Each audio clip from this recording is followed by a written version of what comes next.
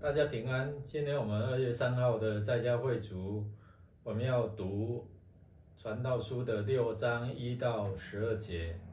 什么是有价值的事？6章12节说，在这短暂空虚、好像影而飞逝的人生过程中，谁知道什么是对他最有价值的事呢？谁能告诉他死后这世上会发生什么事呢？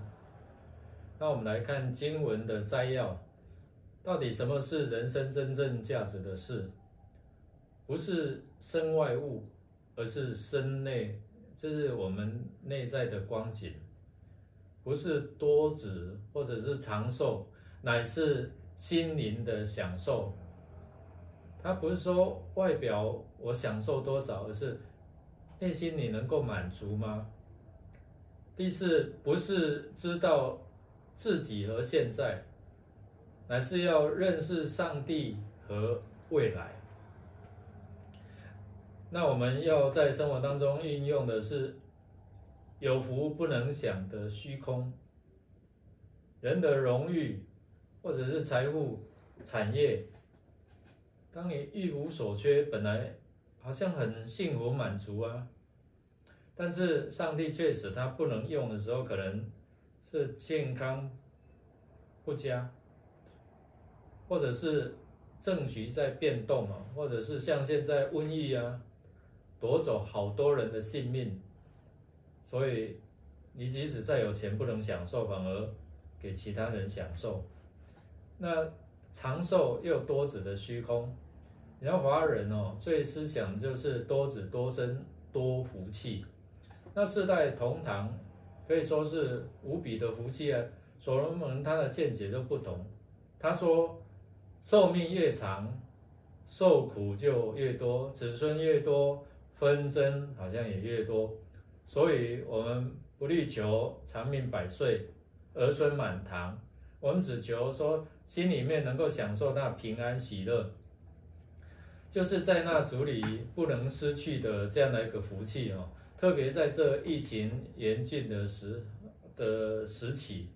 那第三个是生活为口腹的虚空哦。那不管是有智慧的，或者是愚昧人，富有的或者是贫穷的，这些人劳苦做工，那为了维持生命还有享受人生，虽然有时候达到我们预期的目的，但有时候心灵却没有办法满足哦，都是虚空。所以作者就说，两者都是虚空捕风所得来的，转眼成空。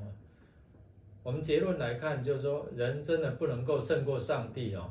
那世事只徒增虚空，那不再虚度一生了。